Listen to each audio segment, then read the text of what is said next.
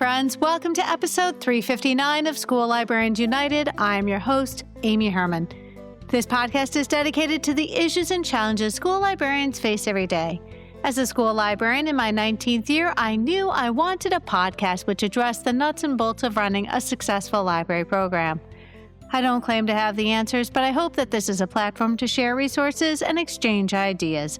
Now is a perfect time to mention that all the ideas and opinions expressed in this podcast by myself, my interview guests, and listeners who reach out to the podcast are our own and do not reflect those of our school districts. When incorporating research, I always make sure to cite my sources. So whether you are a novice or a veteran school librarian, this podcast has something for you. I welcome you and all listeners to reach out with your feedback and episode suggestions. You can reach me on Facebook, on X, formerly known as Twitter. My handle is at LMS_United.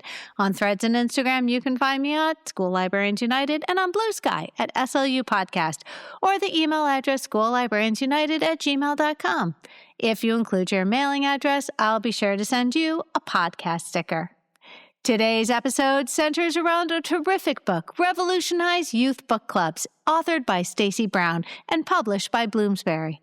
I reached out to Bloomsbury and they very generously offered a 20% discount to anyone using the promotion code United20. That's 20% off the original price using the code 20United.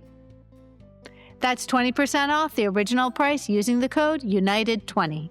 See the link in today's show notes. And now for today's episode, Revolutionize Youth Book Clubs and my conversation with author Stacy Brown.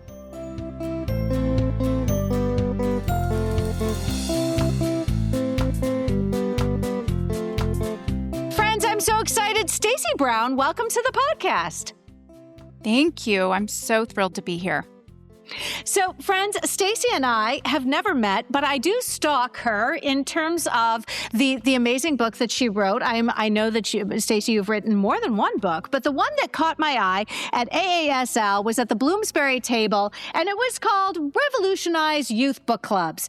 Strategies for meaningful and fun reading experiences. Stacy, I am been very candid with my listening audience. I have never hosted a book club, and that is glaringly apparent in the episodes that I do. I reveal my ignorance, and I'm happy to bring on those experts.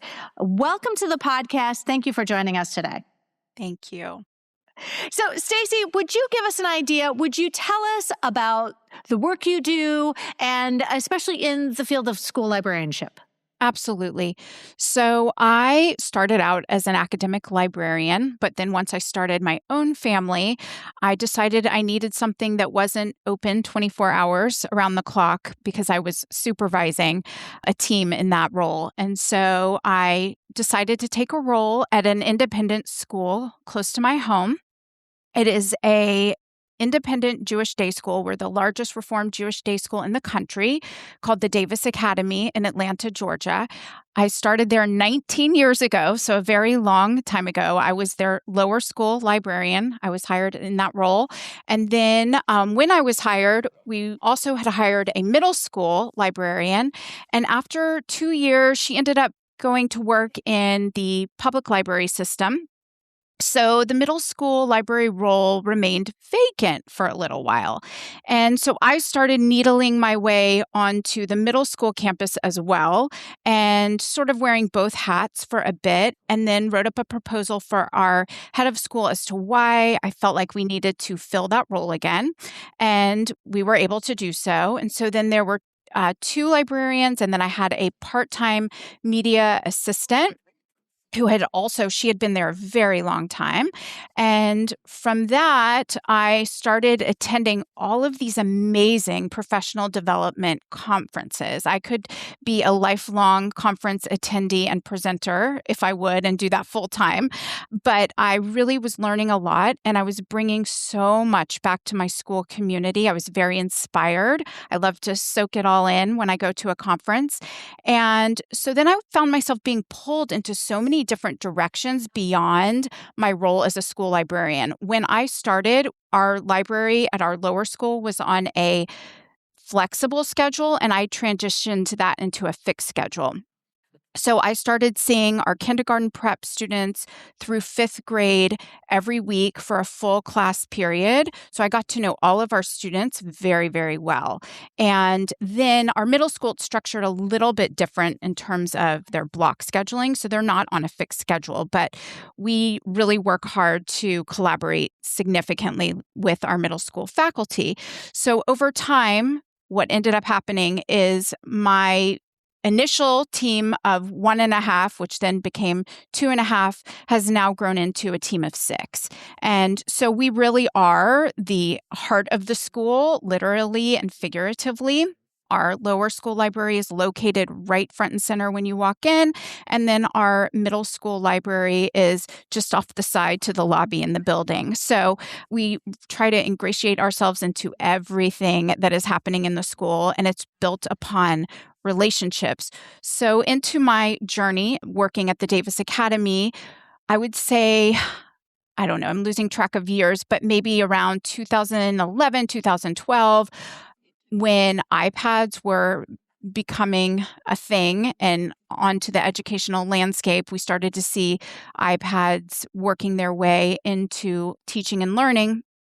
We started doing our own research and dipping our toe in the water to experience how technology integration might positively, or even in some cases, maybe negatively, impact the learning for our students. And so from that, I became our 21st Century Learning Coordinator. I was able to hire another librarian at the lower school. And I was in that role for a very long time, 12 years. And then most recently, 3 years ago, became our Director of Innovation and Professional Learning. So we have 2 librarians on my team, myself included, and then we have a computer science engineering teacher, a makerspace technology teacher, an innovation strategist, as well as an amazing media assistant. So it's a very strong team, and we have our tentacles involved in everything that goes on around the school community. Then I ended up through a colleague who works at University of North Carolina, was put in touch with Bloomsbury. She asked me to contribute to a book that she was editing. And from there, I ultimately began writing books on librarianship and that I think benefit library professionals, even educational technology professionals, some of which also go into how to develop relationships with your IT professionals, who are very focused on the network administration, and we're here focused on the education side. So how do we marry those two together? In addition, I've written some content for ABC Clio for some of their professional development courses with collection development. Wow. I love how you have morphed and sort of evolved and changed. And for some of us, it's just, I'm just going to change grade levels. I'm going to be happy changing grade levels. I might even change districts. I might mix things up. And, and I think the important thing to recognize is that we are never done growing as professionals. And I understand the need to mix things up, and you've been able to do it while staying in your same school, and that's impressive. I have become something of my journey across Metro Detroit has taken me across multiple districts, but I think at the end of the day, our skills are best utilized when we feel that we are meeting and rising to challenges that our schools face, and we are making sure that we are always inserting some of those best practices in there. Like, let's make sure we get those certified school librarians in those places where we can do the most good. And I'm so grateful that there's a school librarian at the helm making those decisions, because at heart, you know what's best for our students because of all of your training. Absolutely. And I'm fortunate. I've had the same boss for 19 years. He and I work very closely together. He is so supportive of the library and all things library related, because he really sees firsthand the impact that a strong library can have on the students and the programming and the learning community in general. So that has really served us very well. And again, it all goes back to relationships. Well, and friends, I don't think I've ever been shy about revealing my ignorance when it comes to different topics we're going to discuss. And you all know, especially if you listened just a couple weeks ago, February 27th, episode 355, Staff Book Clubs, I was very candid. I have my experience with book clubs is nil. And that doesn't mean I'm not interested. It means that when I need to talk about what makes effective book clubs work and succeed, I'm relying on the expertise of my guests. So here we are once again, pulling on the expertise of somebody who has a great deal of experience with book clubs.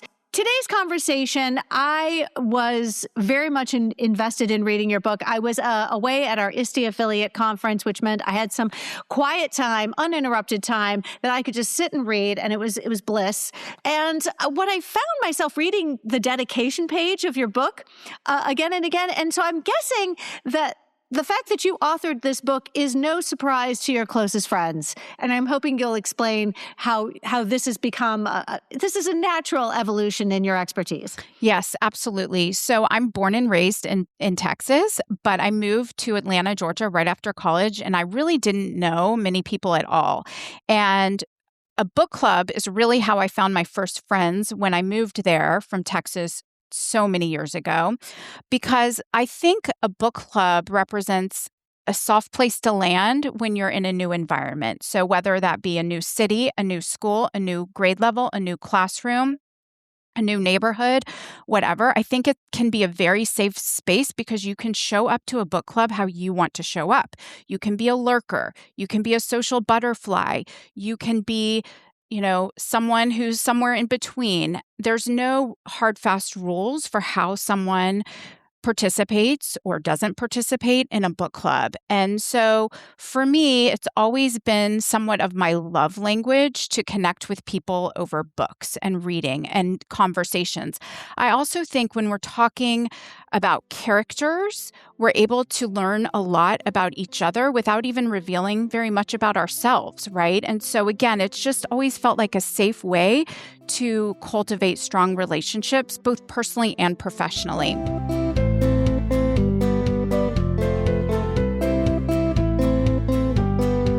When I started at Davis, I really didn't know anybody. And because I was the new girl and I replaced someone who had been the librarian there for quite some time, she was very entrenched in the community. I did inherit parent volunteers, and they would come in throughout the day, every day. They had a set schedule in the morning and in the afternoon, and they would shelve books, and I would overhear their conversation, and they would be talking about, the trials and tribulations of, things with their children. And one of the common themes was that their children did not read for fun enough. And I specifically heard this from the boy moms. And so I started to think about it as I was eavesdropping, and I thought, you know what? That's a perfect entree for me. I've been successful in my personal book club. That's how I've made friends. So why not build something fun around a book club here? And I'll start with young, boys in my school, and we'll see where it takes me. And so I created the 5th grade boys book club. And to start, I had 8 kids. They were very sophisticated readers. So we read things that when I think back on it now, I would never be able to get away with reading some of those books that we read my very first year for 5th grade boys book club. In fact, I don't even know if we could get away with reading some of those books in 8th grade.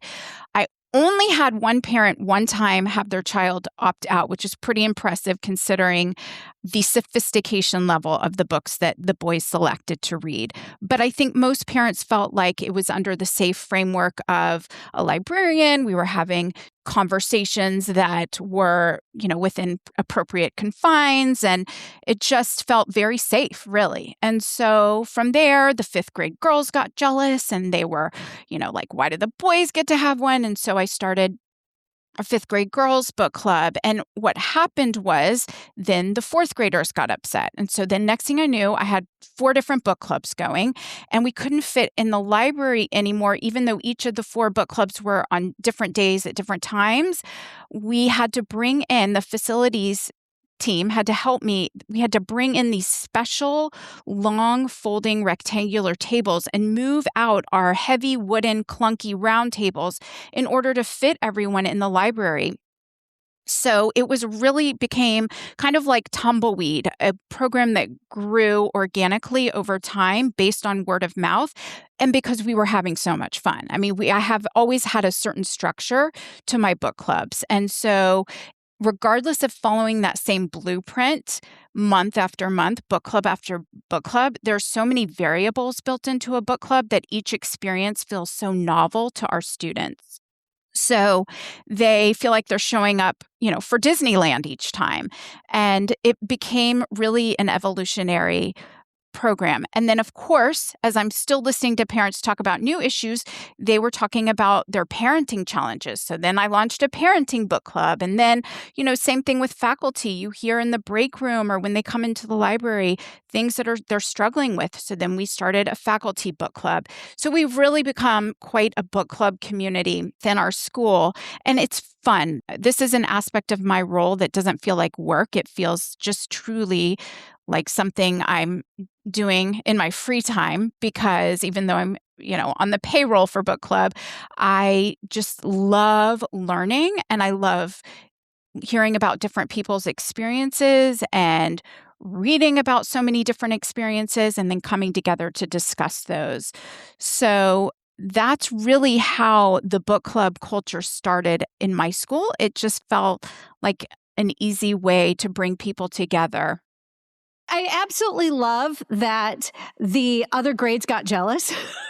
And it's such a, I know that I'm not the only one tuning in right now, is like, wow, I'd love to be able to replicate that kind of reading culture in my own space. And I think it's fair to say that this is something that happened evolutionarily over a certain number of years. And that kind of momentum didn't just hatch. It evolved very slowly and gained a popularity as people were attending all of these amazing programs that you're running. And I know somebody's going to ask, when you ran your parent group, were you reading what I don't ever like to use the word for fun books. Were you reading books that were about being good parents or education related, or were you reading like beach reads, so a little brain candy? Great question. So for that book club, we were reading 100% parenting how-to books, because that's why they wanted to be there. They were not looking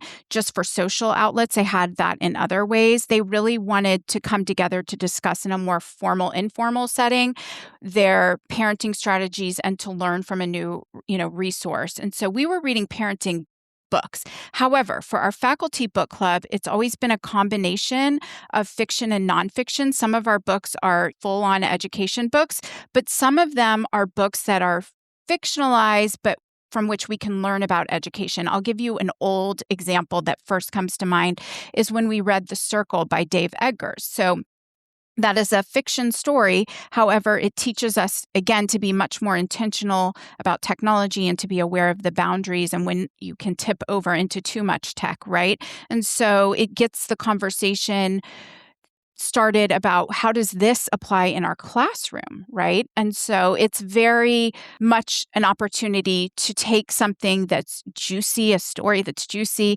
and relay it to your professional life. I also want to be clear that now we do not separate our book clubs out by gender. We have also combined some of our book clubs. So over time, it's evolved as our society has changed, and we're wanting to make sure that we include everybody and that we are not, making anyone feel uncomfortable. So now we have upper elementary book clubs, middle school book clubs. We used to dabble in second and third grade book clubs, but full disclosure, those are more challenging because up until third grade, they're still really learning to read. And once they get more so into fourth grade, there's a greater point of reading to learn. And so we decided that after trying second and third grade, it was just a little too young. Plus, I have asked our faculty not to call their reading groups that they're doing for instruction in their classroom book clubs, because I don't want our students to confuse a reading group, which is instructional classroom time, with that of a book club. They are two very different things. And as I talk about in my book, Revolutionize Youth Book Clubs, it's very important that we throw the rules out the window to a certain extent when we are inviting our students and children into a book club space.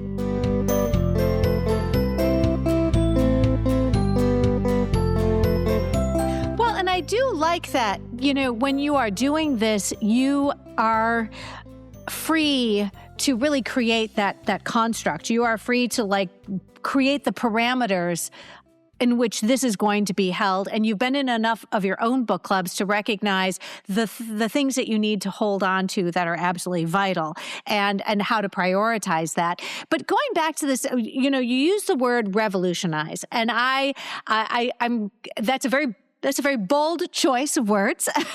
Can I ask, what is it specifically that you were pushing against? Because you've done this long enough to recognize what you don't want.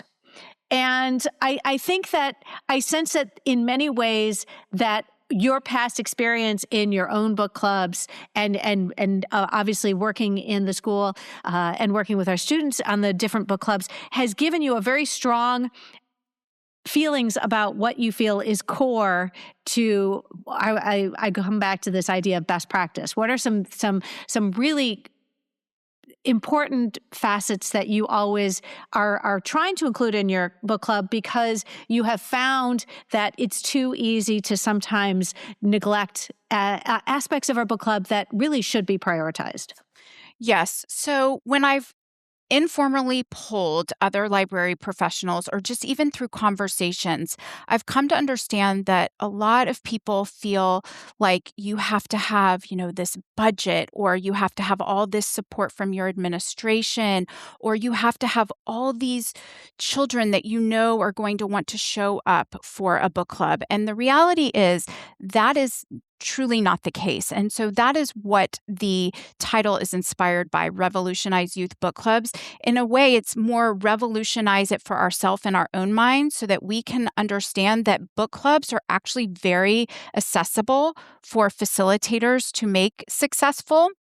If we do away with some of the notions that we need to have all of these sexy supplies or a large audience, because it really does operate in a way that if you feel passionate about something and you can be creative with what is in front of you, if you build it, they will come. And so in my book, I talk about facilitating book clubs for ages 0 all the way through 12th grade. And I give very easy to adapt templates, almost like a blueprint, for those who are feeling a little reticent about getting started, who really don't need any budget whatsoever.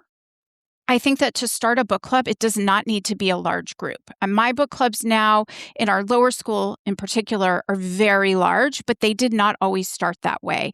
I think if you start with 3, you have a book club. And now we're up to 30 any given month, but there is a way that we manage that. It's an art. And so I think over time, I figured out how to make this a stress-free process that truly is fun for me and therefore fun for our kids. So I use a Google Slides template. Sometimes I use Canva. But essentially, they serve the same purpose, and they're a roadmap. And I have a very specific structure that I follow for how our book clubs take place. So I know exactly what's going to happen. The only thing that changes is the book that we read. So the discussion questions are different, and then we do a hands-on activity, and that is different. And then I bring in a treat that relates to the theme of the book. But you would not believe how creative I get with the treat in terms of if we're reading a book about space, for example, I'll get a bag of Starburst. Sometimes they're left over from homeroom teachers who have supplies left over from an activity. And I will take tinfoil and I'll wrap a handful of Starburst in tinfoil and I'll pass out moon rocks, and that's our treat. And the students have to figure out how they connect to the book. So this is nothing fancy, expensive, over the top. A lot of times it's just what's right in front of me, and it's fun. It's fun for me, but also with AI on the horizon, I'm able to get some creative ideas from AI as opposed to always reinventing the wheel myself. So that also takes away from some of the stress.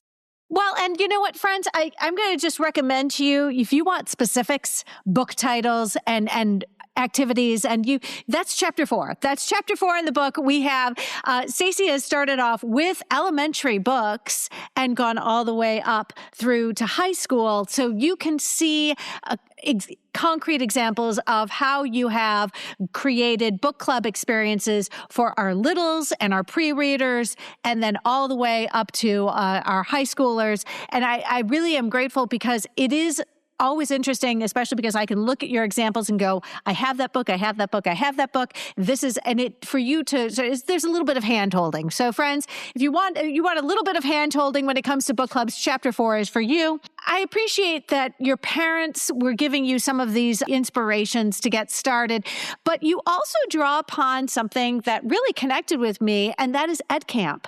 And I was very late to the whole EdCamp format, and I was very, very fortunate to be able to go to EdCamp one year. I think it's very relevant to the sort of vibe of your space, the sort of vibe of your book clubs. If people understand that you drew upon the tenets of EdCamp to create the feeling that your book clubs would have. But can you, because I know there are listeners tuning in who absolutely love an EdCamp, an unconference. Could you give us an idea of what those two have in common? Absolutely. So first, ed camps are always free to attend. So a book club, always free to attend. But I am very much invested in putting out to the universe all of the programming that we do. It has become a little trickier in recent years due to the difficult climate with social media and the toxic turn that social media has taken. That said, we have other modes of communication that we send out to all of our community that highlights what we do coming out of the library with regard to our programming. And so that actually helps me get resources. And so many, many years ago, I had 2 parents at 2 different times who both worked in the marketing industry. I never understood why, but they received a huge donation, 83 to be exact, of Kindle Fires. And they called me because they knew that I was running these book clubs. And they said, what am I going to do with 83 Kindle Fires? It would be unethical for them to just give them away as gifts, given that they got them through their business.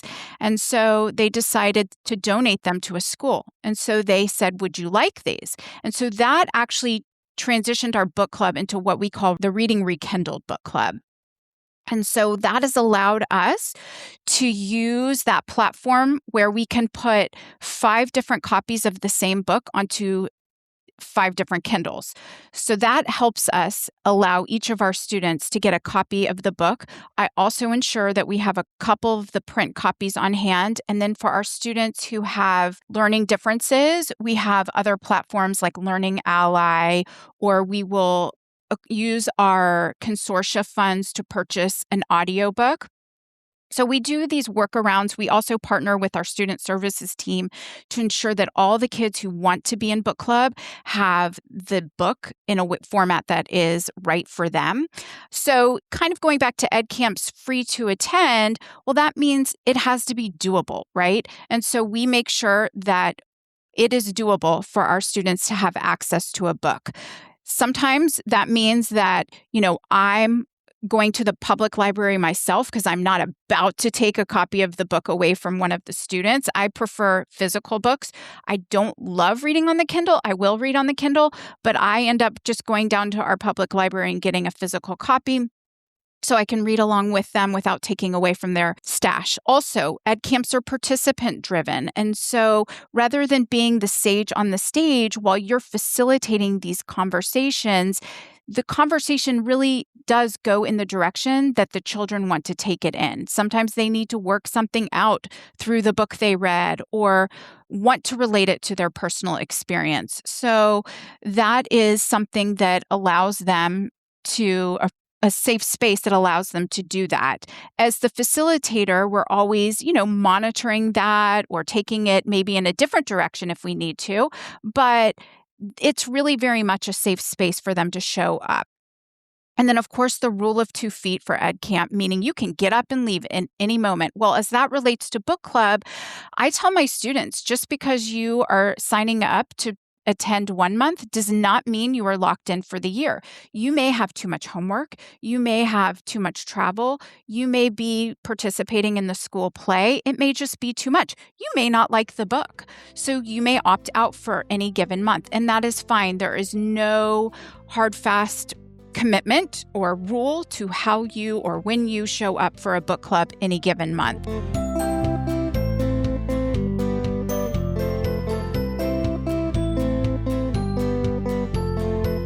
Also, we vote on the books that we read. So we're not trying to push any one text down anyone's throat, right? It is a communal experience. I always come to the table with 4 suggestions, then I open the floor for additional suggestions. So we usually end up voting on anywhere from 5 to 8 book club choices. And based on, the book that gets the most votes after we've heard a brief synopsis of it, that's the book that we ultimately end up reading. And, I want them to understand too that they have this opportunity when you relate the questions to their personal experiences to hear from each other somewhat of the depth that they think about their lives and the lens through which they're moving through the world. And it helps them build confidence and learn from each other and get to know each other in a way that they may not otherwise get to do in a different area of school, right? And so it's also open to all. Anyone who wants to show up for my targeted group is welcome to show up. And so one of the kind of issues that we face is we've had to change our timing, our logistics over the years, when it takes place. And right now we're in the 7:30 a.m. time slot for our book clubs. And the official school day doesn't start until 7:55, but I've worked with the teachers to allow those students not to have to go back to their classes until 8:15. But we do have bus riders. And so you can't always rely on them to get to school by 7:30. So we do these low-hanging fruit activities the first 5 to 10 minutes of the book club. All of the book club participants and their families know that. So they're not penalized if they show up a little late. I, at the beginning, have these rating activities. So we recently read Busted, which is a mafia-themed book for upper elementary students, middle grade students. And a lot of the scenes take place in this Italian diner. And so on the big screen on my Canvas slide, I had a series of different meatballs, like 1 meatball, 3 meatballs in the middle, or 5 meatballs. And so we went around and said, okay, if you loved it, give it 5 meatballs. If you thought it was meh, give it 3. And if you didn't care for it, give it 1. And so each person got to kind of go around, share how many meatballs they would give to the book and then why that was. And so then as people are trickling in, they really haven't missed much. We haven't launched into our discussion questions or our activity yet, or have not voted for the next book yet. So it's really very inclusive, similar to how the EdCamp model was designed. I think it's so important because this is reinforcing this idea of being a real safe space for our students. And it sounds like you will have a far better luck creating the environment because your rules aren't hard and fast, that you allow so much flexibility with participation. There is a better chance that you will have returnees month after month after month. And am I right that this your book club is a monthly get-together, or do you get together more often than that? So we meet once a month in the morning, and despite the fact that we consistently have 30 children show up each time, it is not always the same 30 children. So that's very interesting because what's happening is there's word of mouth, and those students who may opt out for 1 month absolutely understand that there's no hard feelings if they decide to step back for a month or 2 for any given reason. Also, I think it's important to note that this is not school. This is not, you're going to be quizzed. If a student comes up to me, and I can usually tell by their body language if they're feeling shy or insecure about something, if they come up to me and say, Miss Brown, I'm so sorry, but I didn't finish the book. Can I show up anyway? I am like, absolutely. There is no rule that you even have to finish the book, because what I have observed is when we're talking about the book, and we're talking about the ending and all the crazy things that happened in the book, they go home and they finish the book because they're so invested and they feel a little left out that they didn't get to finish it. So they end up finishing that one and then quickly starting the next one. And it really just organically works out to where they are self-motivated to want to be a part of it, to want to, contribute to the conversation and know what that ending was like. So it really does speak volumes for the students when you're willing to meet them where they are in a book club setting. To the best of my recollection, I have never interviewed a school librarian with a background or previous work experience in marketing. So I think it's really fascinating that you've incorporated marketing in this book in a way that I find it's not off-putting, but you recognize we have to market this program like so many other things we do. And so, no, I love that you introduce this idea of marketing, because it would be really easy to sort of gloss over it.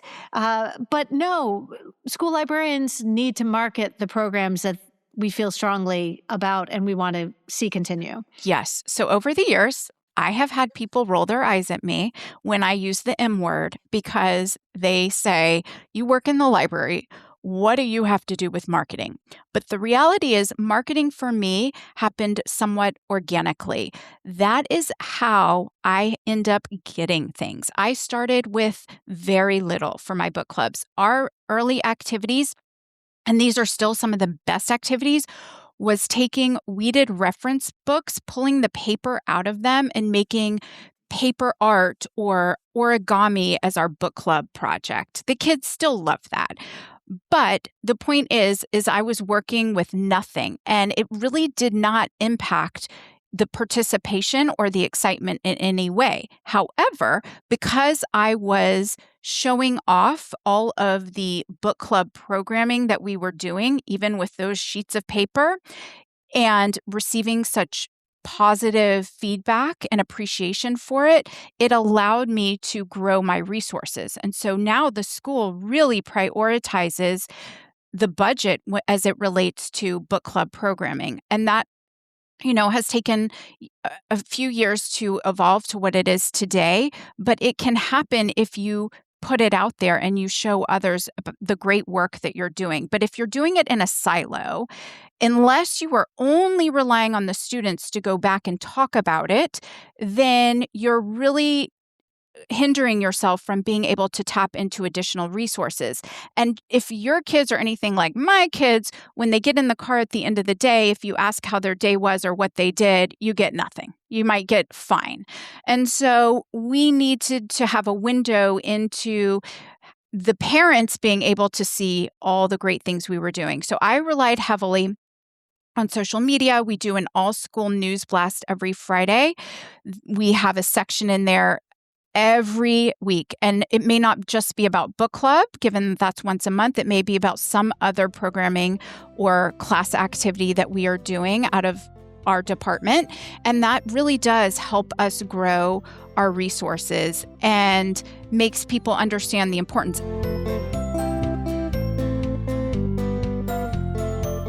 Then what happened was, in the pandemic, I got an itch to do something new and try something that I had not yet done before.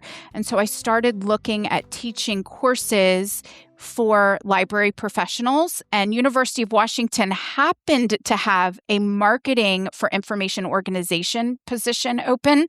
I was a visiting professor there and taught a course on marketing for information organizations. And through that, I learned so much. And because we're an independent school, we do have a marketing director.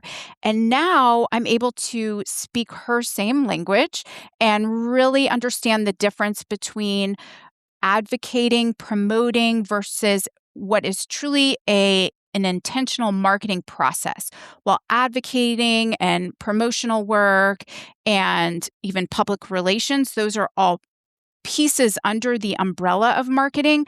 Just doing one of those things as a one-off is not necessarily the formal marketing process. And so I do think it is helpful for librarians to know what the overarching process looks like and understand the distinctions between those different aspects of marketing in order to help them grow their book club programs faster. It took me a minute to figure it out. And so you can learn from me in my book in how I now approach marketing in a way that's very formalized.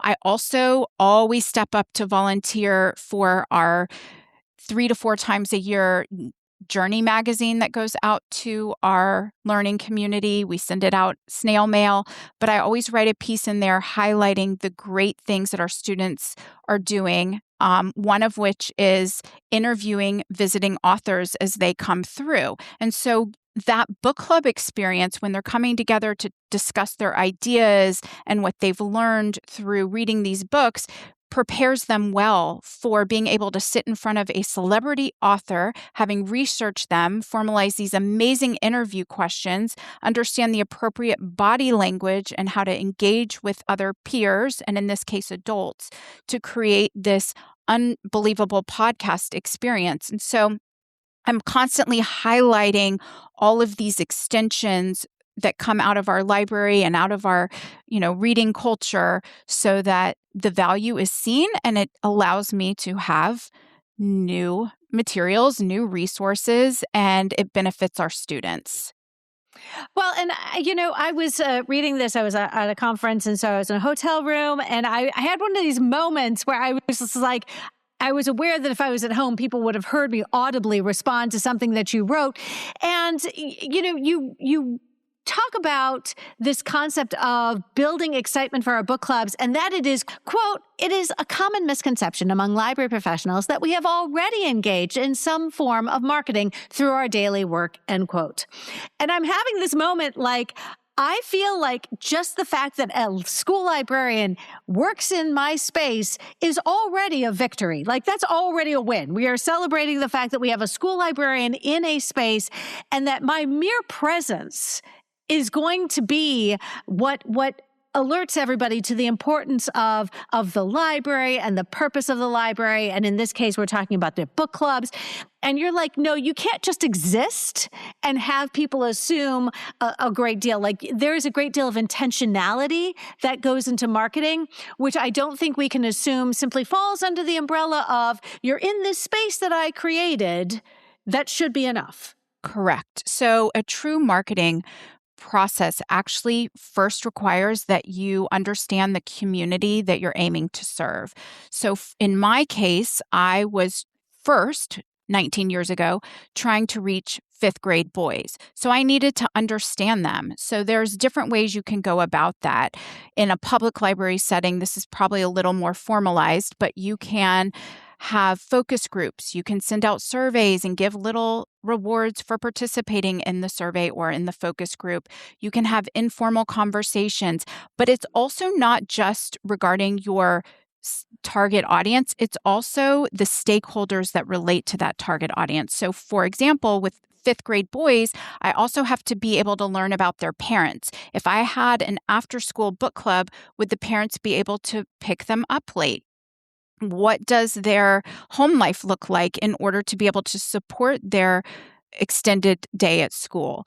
I have to learn about my target audience by conducting that form of research.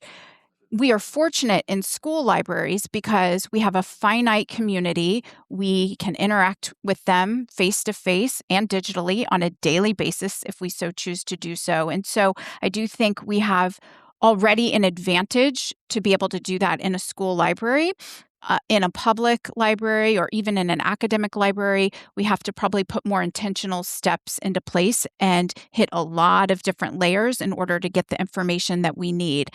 But after we have done that market research, then we start to segment our groups. So, for example, I might need to make the distinction, what is the difference between my fifth graders versus my fourth graders? And if I'm going to combine those book clubs or separate them out together, how might that change my book club? I need to think about, maturity levels and what they've been exposed to, what topics. I think about that with regard to their curriculum. In my school, we, talk about the Holocaust, but at fourth grade, we're really not going deep there. So if I have a child in fifth grade who wants to read a book about the Holocaust for book club, then depending on the book, I may have to say to them, you know what, we're going to table that until sixth grade book club. So you really have to know your audience, and that is all part of the marketing process. And then we develop, based on what we learned from our segmented target market, we develop products or services, which in our case is library programming. In my case, as one example, is a book club. And this also helps me with public relations in larger ways, even beyond the book club, because I'm doing everything I can to ensure that every child gets a copy of the book in their hand if they want to participate. I've yet to be able to have to say to a child, you can't come to book club because I couldn't find you a copy of the book. I make it work. Also, if I'm wanting to, grow my book club participation, I might say, you know what, we don't have fines, but I'm just using this as an example for the benefit of a public library. I might say, I'm going to do away with fines for children who want to participate in the book club, because you know what? Sometimes it takes them longer to read the book. Or when we first started the Reading Rekindle program, we said to our students, for those of you who sign up for the book club, we're going to allow you to check out a Kindle. You can take it home with you. And that's an added perk. So all of that helps grow your public relations within your community, and that it shows goodwill. You want them to participate. You want to get to know them. You want to extend those relationships into the library. And then, of course, the way that we promote and use our communication channels, all of that goes back to what we learned in our target research. So, for example, I'm not going to be able to communicate with my fifth graders through Facebook about my upcoming book club. That's not going to be effective for me. However, it might be one effective communication channel for reaching their parents, right? And so it's multi-layered, and you have to know your audience. Otherwise, you're just communicating out into the abyss and you're not setting yourself up for success. So that market research, it all goes back to that as you continue through the intentional marketing true process.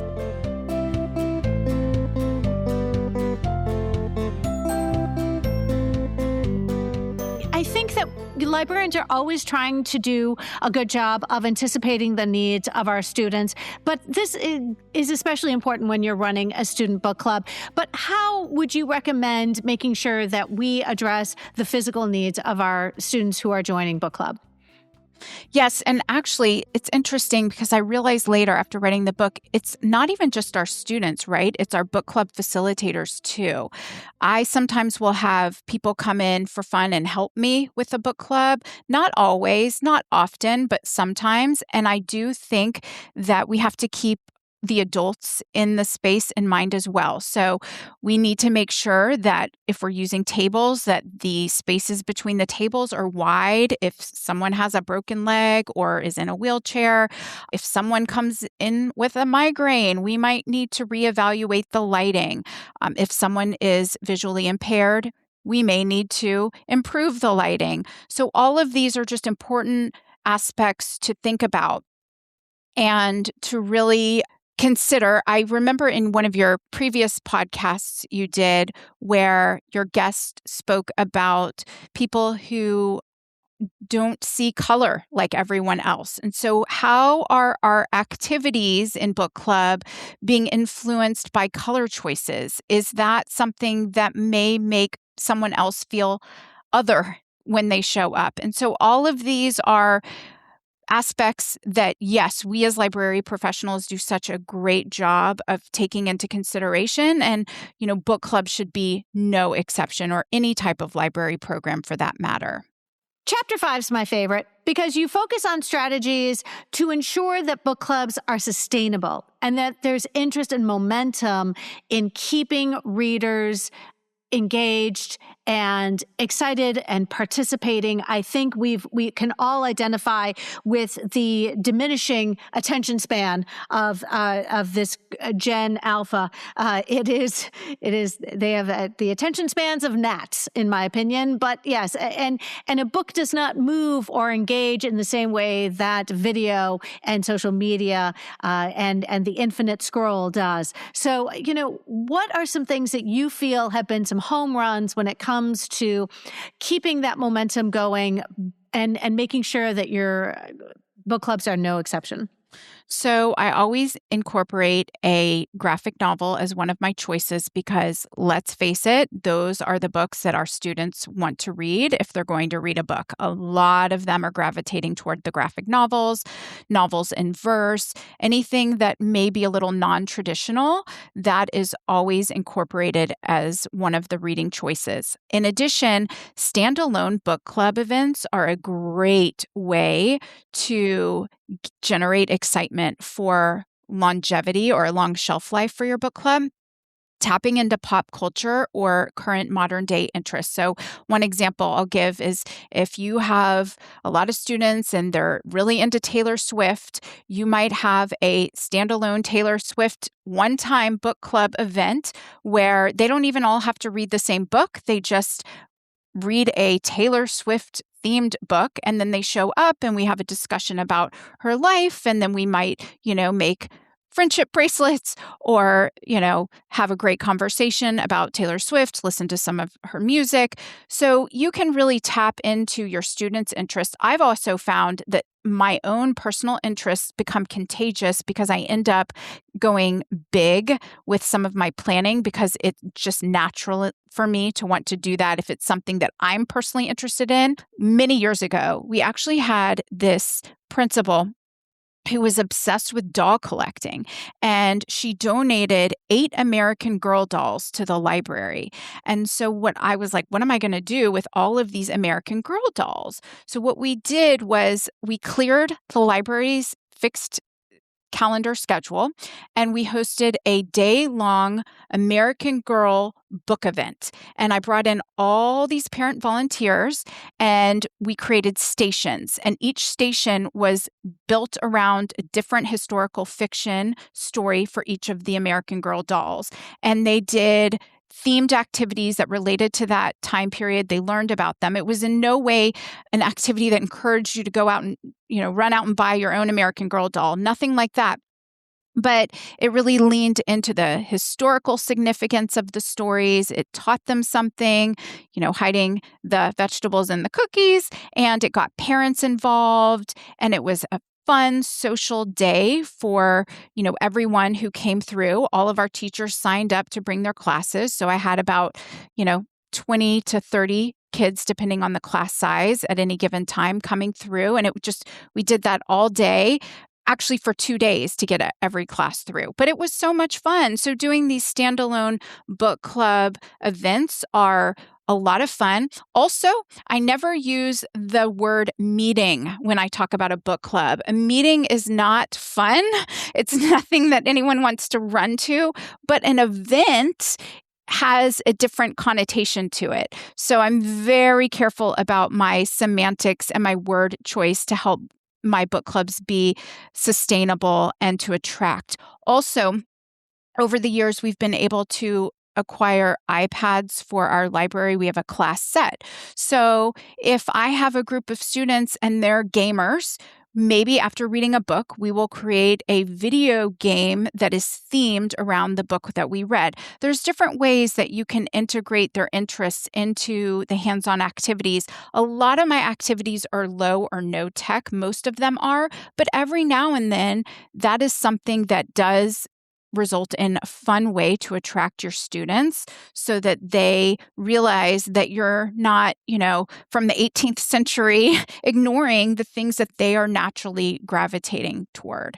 Something I can't remember ever discussing with librarians who regularly host book clubs is the emotional investment that it takes to build a program. And I think that it's not unusual for librarians to identify with the experience of wanting desperately for something they're doing to succeed. I think that's a very familiar feeling. And I think given how time consuming it can be, and I think that it really can occupy a great deal of your bandwidth. And in some cases, if you're meeting before or after school, your personal time. But I think it's really important because in your book, you address how this emotional investment is something we can't ignore because we want to make sure that something we are doing succeeds. And what you factor into the work that we do is that you don't want you recognize that if something doesn't succeed, it's possible that we would internalize that, and it could really demoralize somebody who is trying to get a program to succeed. And I think that you, at the core of what you're recommending in these best practices for running book clubs for your students in your spaces, is this idea that when we create something, we want in our heart to make sure that it reaches the students in a way that is enjoyed, and it keeps that momentum is building. And because at its core, when we have all done something that didn't go the way we had hoped, it's hard not to feel some element of defeat. So I think that is why when it comes to book clubs, we as library professionals have to redefine what we consider to be successful.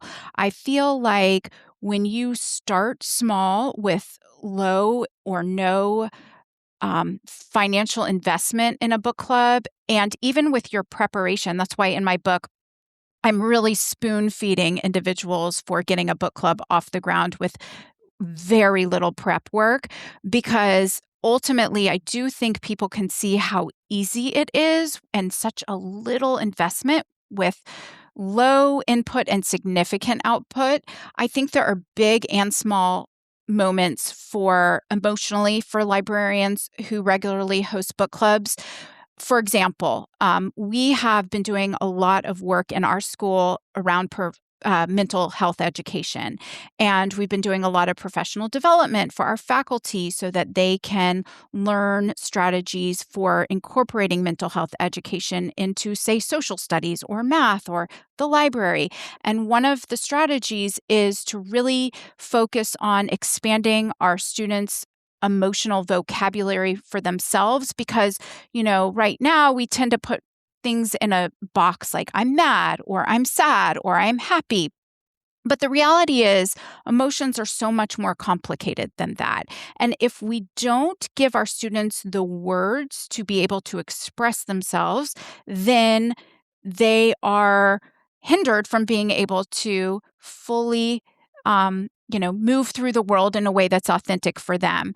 And also, it makes it more challenging for them to connect with other people when they can't express how they're feeling. And what better way to be able to increase that muscle than through a book club where you are reading diverse books that expose students to large vocabularies and different feelings and different emotions, different characters, different settings, just different experiences. And so that is what I call a small moment when I have a discussion question and I've related something that occurred in the book to our students' personal lives and asked them to reflect on it. And then one of them comes up with the most deep response you could ever imagine. And we're all in the room benefiting from hearing that. That is a magical small moment. But in my role, I have the opportunity to sometimes have these touch points with our alumni when they've gone out into the world, they've finished all of their education and now they're working. I actually just ran into a middle school student. She graduated in 8th grade, I want to say in like 2012. She's now 27 years old, and seeing the incredible things that, she is doing. Or one of the students, she's now a librarian at the Central Library branch where I live. So those things are incredible. And you help spark that love of connecting with others through book clubs when you are setting the stage for your students or your children to come together in a library setting and engage in a social reading experience. I love it. Stacy Brown, I am so grateful for you, for your expertise, for your book. And I know that there are listeners tuning in who might want to reach out to you with a question. Would you give us an idea of where we can find you on social media, or what would work best for you if people want to reach out and connect? Absolutely. I would love to hear from other library professionals. My personal email address is stacybrownreads@gmail.com, or my work email address is sbrown@davisacademy.org. And I can also be found on social media at 21st Stacy. Fantastic. Stacy Brown, thank you so much for imparting on us some of your expertise.